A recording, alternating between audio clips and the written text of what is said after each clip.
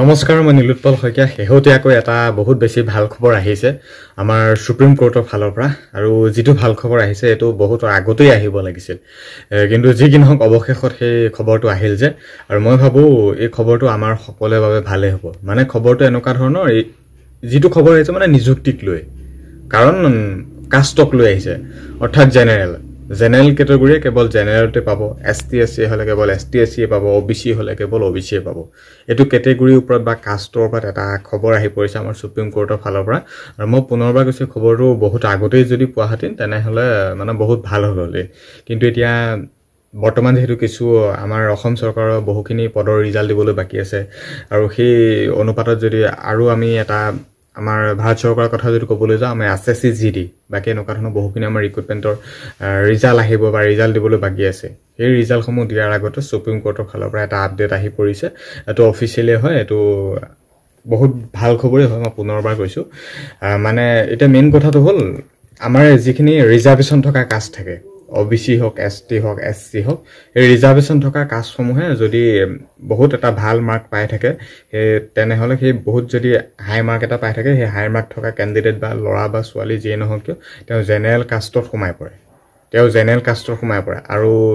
সেই ফলত যেটো আমাৰ জেনাৰেল কেটেগৰী থাকে জেনাৰেল কেটেগৰীৰ কাটঅফটো এনেও হাই যায় আৰু যেতিয়া আমাৰ ৰিজাৰ্ভেশন থকা কাষ্টসমূহৰ কিছুমান ক্যান্ডিডেটে যদি মানে এটা ভাল মাৰ্ক পাই যদি আকৌ সেই জেনাৰেল কেটেগৰী সোমাই পৰে এনে জেনাৰেল কেটেগৰী কাটঅফটো হাই থাকে তেতিয়া আৰু হাই হৈ পৰে যেতিয়া ৰিজাৰ্ভেশন থকা কাষ্টসমূহ ক্যান্ডিডেটে সোমাই থাকে গতিকে মানে কথাখিনি নিশ্চয় বুজিব পাৰিছে এতিয়া মানে নিজৰ কাষ্টৰ পোষ্টত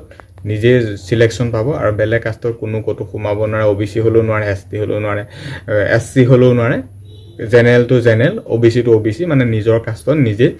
থাকিব পাৰিব তুমি যিমান ৰিজাৰ্ভেশন থকা তুমি যোনটো কাষ্টতে নথকা কিয় ধৰিলোৱা জেনাৰেলত জনিবা কাটঅফ গৈছে 120 বাকি ওবিসিত গৈছে জনিবা 110 বাকি সেই ওবিসি ক্যান্ডিডেট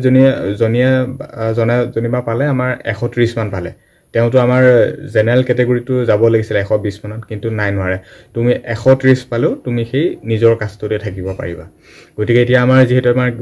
বহুখিনি পদৰ যেহেতু ৰিজাল্ট আহিবলৈ গৈছে আমাৰ অসম চৰকাৰ গতিকে এই অসম চৰকাৰৰ চাকৰি পদসমূহতো হয়তো এই নিয়মটো প্ৰযোজ্য হ'ব কাৰণ এতিয়া যেহেতু ৰিজাল্ট দিয়া নাই বলে ৰিজাল্ট দি গল তেতিয়া বেলেগ কথা আছিল কিন্তু এতিয়া যেহেতু ৰিজাল্ট দিয়া নাই আমাৰ অসম চৰকাৰে যিখিনি এডিআৰই হওক বা আসাম পুলিচ হওক বাকি ভাৰত চৰকাৰে হওক যিখিনি আমাৰ আজি তাৰিখৰ পৰা ৰিজাল্ট দিবলৈ বাকি আছে হয়তো সেই কাৰণ সুপ্ৰিম কোৰ্টৰ ফালৰ পৰা অৰ্ডাৰ পোৱাৰ পিছতটো এটো কোনো মানে অমান্য কৰিব নোৱাৰে কাৰণ মহামান্য আদালতে যিখিনি আমাক নিয়ম বান্ধি দিছে বা কোৰ্টৰ ফালৰ পৰা যেহেতু আমাৰ আপডেট আহি পৰিছে সেই নিয়মটোকটো কোনোটো আমাৰ মানে নমনাকে চলি থাকিব নোৱাৰে গতিকে এতিয়া আমাৰ যিখিনিটা ৰিজাল্ট দিবলৈ বাকি আছে অসম আৰক্ষীয়ে হওক বা আমাৰ অসম চৰকাৰৰ এডিআৰই হওক যিয়ে নহওক কিয় হয়তো এই ৰিজাল্টৰ ক্ষেত্ৰতো এই নিয়মটো প্ৰযোজ্য হ'ব মানে তুমি জেনাৰেল কেটেগৰীত কেৱল জেনাৰেলে হ'ব এসটি এসসি হলে কেৱল এসটি এসসি হ'ব আৰু জেনাৰেল কেটেগৰী কাটঅফটো এনে হাই গুছি থাকে যেতিয়া মানে বেলেগ কাষ্টৰ ক্যান্ডিডেট এজনে বা বহুতে সোমাই এতিয়া মানে জেনাৰেল কাষ্টত পৰি যায়গে তেতিয়া জেনাৰেল কাটঅফটো আৰু হাই গুছি যায় এতিয়া আমাৰ অসম আৰক্ষীৰ কথা যদি ক'বলৈ যায় এবা মানে বহুত ক্যান্ডিডেটে মানে জেনাৰেল কাষ্টত সোমাই ভাইবা দিছে বা মোক জেনাৰেল কাষ্টত দিবলৈ মাতিছে বাকি এতিয়া ৰিজাল্ট নহৰ আগতে বহুত খুলি থাকে মই জেনাৰেল বা ইউআৰ কেটেগৰীত পাইছিলো মই ওবিসি আছিল এসটি আছিল মোক এতিয়া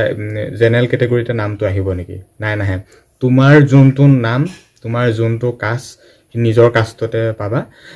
বাকি জেনাৰেল হলে জেনাৰেলতে পাবা এটো মানে ভাল খবৰ কাৰণ জেনাৰেল ক্যান্ডিডেট খিনি পোষ্টৰ সংখ্যা বহুত কম থাকে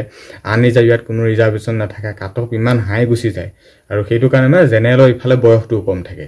গতিকে মানে জেনাৰেলৰ মানে সমস্যা আৰু আগতে ইডব্লিউএছ খন আছিল এতিয়াটো ইডব্লিউএছও বন্ধ কৰি দিলে গতিকে জেনাৰেলৰ মানে সাংঘাতিক সমস্যা আৰু জেনাৰেল কেটেগৰী বুলি যে কেৱল মুছলিম সম্প্ৰদায়ৰ ক্যান্ডিডেটহে থাকে তেনেকা নহয় জেনাৰেল কেটেগৰীত সকলো সম্প্ৰদায়ৰ মানে ক্যান্ডিডেটে থাকে লৰা ছোৱালী যেন হকে সকলো সম্প্ৰদায় বা সকলো ধৰ্মীয় ব্যক্তি থাকে জেনাৰেল কেটেগৰীত কিন্তু আমাৰ মুছলিম সম্প্ৰদায়ৰ ক্যান্ডিডেট খিনি বহুত বিশেষকে দেখা যায় কিন্তু তথাপিও যিয়ে নহওক কিয় এতিয়া মুছলিম হিন্দুৰ ওপৰত মান কথা আহি নপৰে কিন্তু জেনাৰেল কেটেগৰী এটা কেৱল জেনাৰেলতে চাকৰি পাব এসটি এসসি হলে কেৱল এসটি এসসি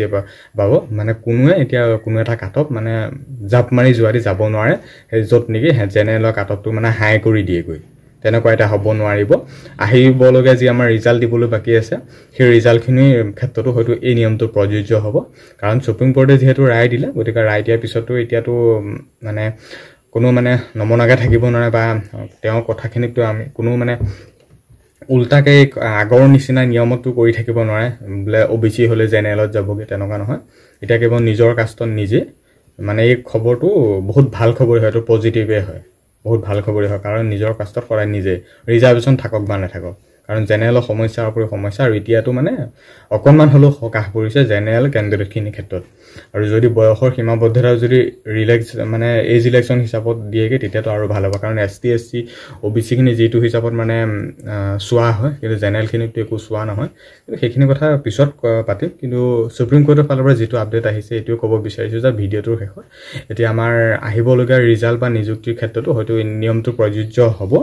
যে আমাৰ ৰিজাল্টৰ ক্ষেত্ৰত বা কাষ্টৰ ক্ষেত্ৰত নিজৰ কাষ্টত নিজে তুমি যিমানে ৰিজাৰ্ভেশ্যন থকা কেটেগৰী যিমানে হাই মাৰ্ক নোপোৱা কিয় জেনেৰেলতকৈ লাগিলে তুমি হাই কাটকে নোপোৱা কিয় তুমি কেৱল নিজৰ কাষ্টতহে পাবা বাকী ভিডিঅ'টো ইমানখিনি আছিল এইটো ভাল খবৰেই হয় আৰু ভিডিঅ'টো ইমানখিনি সময়লৈকে চাই থকাৰ কাৰণে বহুত বহুত বেছি ধন্যবাদ